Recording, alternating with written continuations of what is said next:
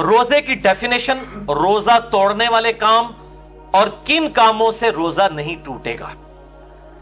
میرے بھائیو، الصوم عربی زبان کے اندر کہتے ہیں رک جانے کو، کسی کام سے رکنے کو، اور شریعت کی اصطلاح میں طلوع فجر یعنی ختم سحری، فجر کا وقت داخل ہونے سے لے کر غروب آفتاب تک نفسانی خواہشات اور خصوصاً کھانے پینے سے اور بیویوں سے ازدواجی تعلق قائم کرنے سے رک جانا، یہ کہلاتا ہے الصوم، روزہ۔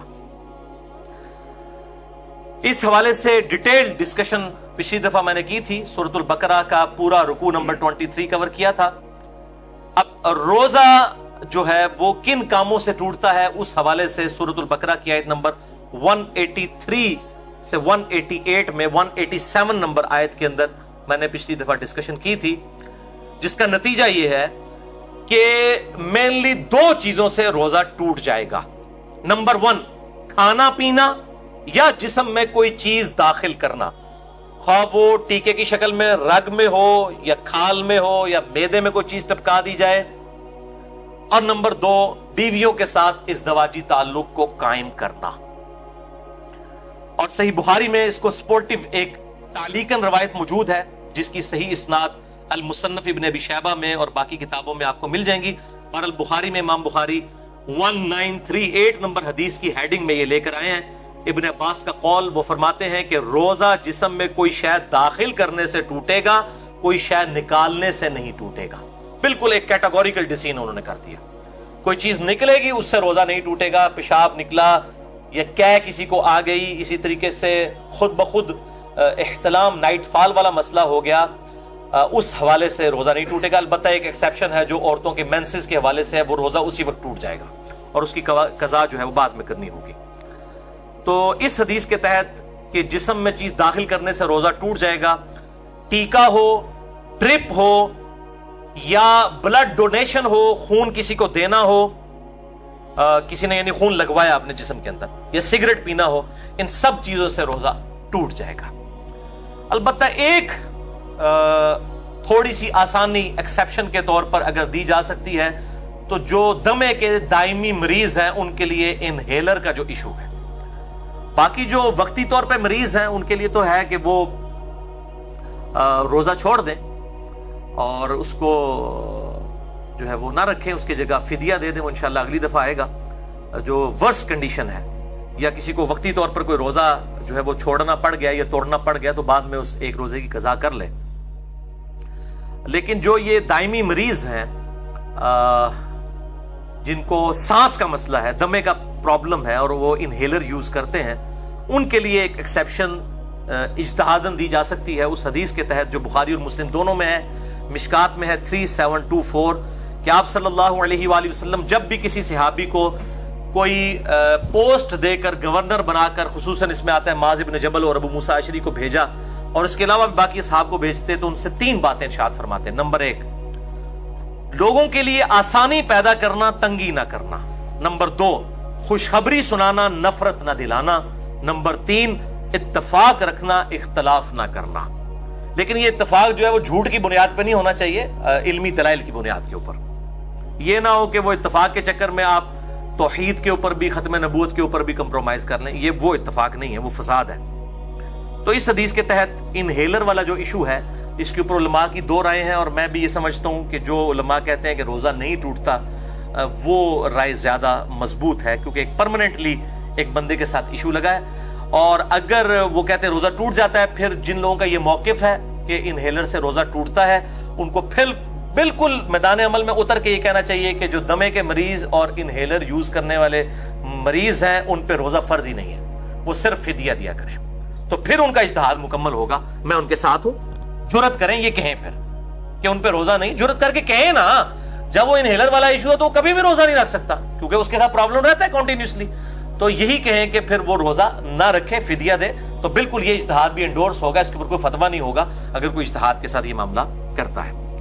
اسی کانٹیکسٹ میں جو خون دینا ہے، ڈونیٹ کرنا ہے، بلڈ کوئی دے کسی کو، اپنا خون نکالے، تو ظاہر ہے وہ نکل رہا ہے، اور وہ ابن عباس کا قول ہے کہ نکلنے سے کوئی چیز روزہ نہیں ٹوٹے گا۔ تو اس حوالے سے بخاری اور مسلم کی ایک حدیث ہے، مشکات میں 2002، کہ ابن عباس کہتے ہیں کہ نبی صلی اللہ علیہ وآلہ وسلم احرام کی حالت میں بھی اور روزے کی حالت میں بھی الحجامہ یعنی پچھنے لگوایا کرتے تھے، جسے ہم کپنگ کہتے ہیں. یہ طریقہ علاج ہے جس میں خون نکالا جاتا ہے. تو روزے کی حالت میں آپ صلی اللہ علیہ وآلہ وسلم خون نکلوا لیا کرتے تھے. تو بلڈ ڈونیشن بھی اسی کے اندر آئے گی. اگر خون نکال لیا جائے جسم سے تو روزہ نہیں ٹوٹے گا. البتہ اس میں ایک ایکسیپشن ہے، وہ صحیح بخاری میں حدیث ہے، مشکات میں 2016 کے انس ابن مالک سے پوچھا گیا کہ آپ لوگ روزہ دار کے جو پچھنے لگوانے ہیں الحجامہ، اس کو نبی صلی اللہ علیہ وآلہ وسلم کے دور میں مکروہ کیوں جانتے تھے؟ تو انس ابن مالک نے کہا کہ ہم اسے مکروہ نہیں جانتے تھے، یہ بالکل ٹھیک ہے، ہاں مگر کمزوری کے سبب.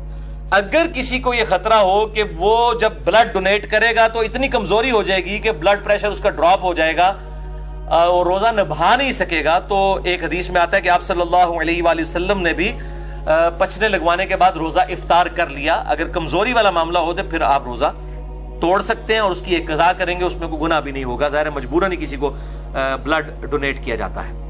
اس حوالے سے صحیح بخاری میں تعلیقاً ایک روایت ہے، مشکات میں 2017 کے ابن عمر روزہ کی حالت میں حجامہ کروایا کرتے تھے، پھر چھوڑ دیا. یعنی جب بوڑھے ہو گئے، کمزور ہو گئے، تو پھر وہ رات کے وقت میں الحجامہ کروایا کرتے تھے، پچھنے لگوایا کرتے تھے.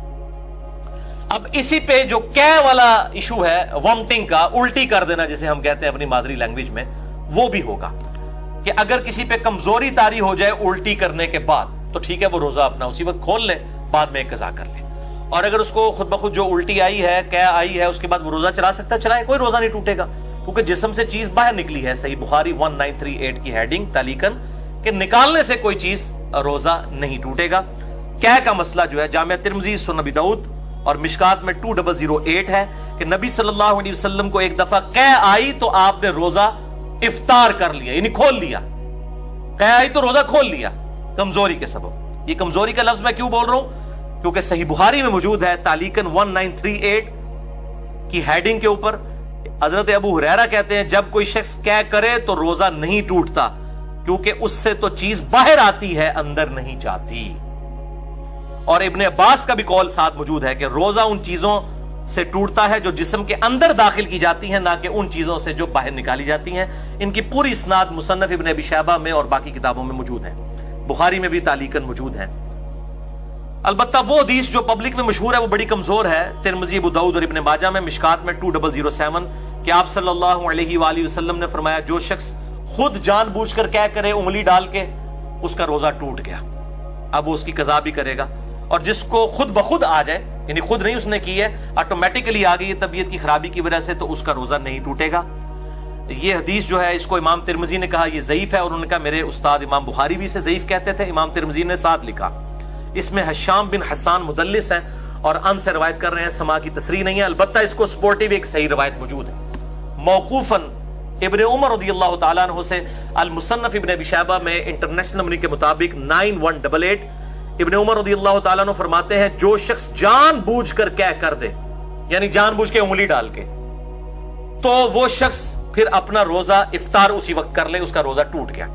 اور جس کو خود بخود آ جائے تو وہ اپنا روزہ کنٹینیو کر سکتا ہے. لیکن وہ بھی اگر کمزوری آ گئی تو وہ آپ حدیث سن چکے، آپ صلی اللہ علیہ وسلم کے ساتھ ایسا معاملہ ہوا. تو اگر کسی کو صبح ہی الٹی آ گئی ہے اور روزہ جو ہے وہ 15-16 گھنٹے کا، اس کو پتا پیٹ تو خالی ہو گیا، میرے تو بھوکنا کم ہو جائے گا، تو وہ کھول لے روزہ. پھر اس کو اجازت ہے والے کو کہ وہ روزہ نہ رکھے، اور اگر وہ چلانا چاہتا ہے تو چلائے، وہ روزہ شمار ہوگا. اسی طریقے سے بعض اوقات سحری کے بعد کھٹے ڈکار وغیرہ آ جاتے ہیں، تھوڑی سی الٹی گلے میں آئی، منہ میں آئی، پھر واپس چلی گئی، اس سے بھی روزہ نہیں ٹوٹے گا. البتہ عورتوں کو جو مینسز والا ایشو ہے اس پہ اجماع ہے کہ اسی وقت روزہ ٹوٹ جائے گا، چاہے افطاری سے 1 منٹ پہلے بھی اگر ایسا معاملہ ہوا تو روزہ اس کا ٹوٹ گیا، اس ایک روزے کی قضا کرنی ہوگی. البتہ جو احتلام والا ایشو ہے نائٹ فال کا مردوں کے ساتھ، اس کی وجہ سے روزہ نہیں ٹوٹے گا. اور اسی طریقے سے اگر کوئی جنبی حالت میں کسی نے صبح کی ہے تو بخاری مسلم میں حدیث میں انشاءاللہ اگلی دفعہ بیان بھی کروں گا کہ وہ بغیر غسل کیے سحری کھا کے روزہ رکھ سکتا ہے اور فجر کا وقت داخل ہونے کے بعد بھی غسل کر سکتا ہے. آپ صلی اللہ علیہ وآلہ وسلم سے یہ چیز ثابت ہے. البتہ اگر مشت زنی والا ایشو ہوگا، ہینڈ پریکٹس کا، جو مسئلہ نمبر 155 میں میں نے ڈیٹیل سے سیکس کے ایشوز بیان کیے، تو وہ روزہ توڑ دیں گے. اور اس پہ اب 2 رائے ہیں، کچھ کہتے ہیں کہ وہ وہ 60 روزوں والا کفارہ ادا کریں گے، اور بعض کہتے ہیں نہیں، اس کے بدلے ایک قضا کی جائے گی، اور یہی موقف جو ہے وہ مضبوط ہے۔ ظاہر ہے کہ اس کو اس کے ساتھ کمپیئر کرنا جو ہے وہ زیادتی ہے، یہ اس انٹینسٹی کا معاملہ نہیں ہے۔ اب دوسری مین چیز جو سورۃ البقرہ کی 187 نمبر آیت میں آئی کہ دوسری جو مین چیز جس سے روزہ ٹوٹ جائے گا وہ بیویوں کے ساتھ ازدواجی تعلق والا معاملہ ہے۔ اسی کانٹیکسٹ میں بخاری اور مسلم میں حدیث ہے، مشکات میں 2000 نمبر ہے اس کا، کہ اما عائشہ رضی اللہ تعالیٰ عنہ کہتی ہیں کہ آپ صلی اللہ علیہ وآلہ وسلم روزہ کی حالت میں اپنی بیویوں کا بوسہ بھی لیا کرتے تھے اور گلے بھی لگا لیا کرتے تھے، لیکن آپ صلی اللہ علیہ وسلم تم سب سے زیادہ اپنی خواہش پر قابو رکھنے والے تھے، یعنی وہ اس سے زیادہ پھر آگے نہیں جاتے تھے کہ اگر کوئی اس سے بھی آگے چلا گیا اور ازدواجی تعلق قائم کیا پھر تو روزہ ٹوٹ گیا۔ تو یہ پرسن ٹو پرسن پھر ویری کرے گا۔ سنن ابی داؤد میں حدیث ہے، مشکات میں 2006، ایک آدمی نے آ کر آپ صلی اللہ علیہ وسلم سے پوچھا کہ کیا میں روزہ کی حالت میں اپنی بیوی کے ساتھ جو ہے وہ گلا لگانے والا معاملہ کر سکتا ہوں؟ تو آپ صلی اللہ علیہ وسلم نے اجازت دے دی۔ پھر ایک اور شخص آیا، اس نے یہی سوال کیا، آپ نے اجازت نہیں دی، اور حضرت ابو ہریرہ کہتے ہیں پہلا شخص جس کو اجازت دی تھی وہ بوڑھا شخص تھا، اور جو دوسرا تھا وہ جوان تھا، اس کو آپ صلی اللہ علیہ وآلہ وسلم نے اجازت نہیں دی۔ تو اب یہ ڈیپینڈ کرتا ہے، بوڑھا جوان ہونا بھی ضروری نہیں ہے، کہ جو شخص اس حوالے سے قابو رکھ سکتا ہے اس کے لیے اجازت ہے، جو نہیں رکھ سکتا اس کے لیے پھر اجازت نہیں ہوگی۔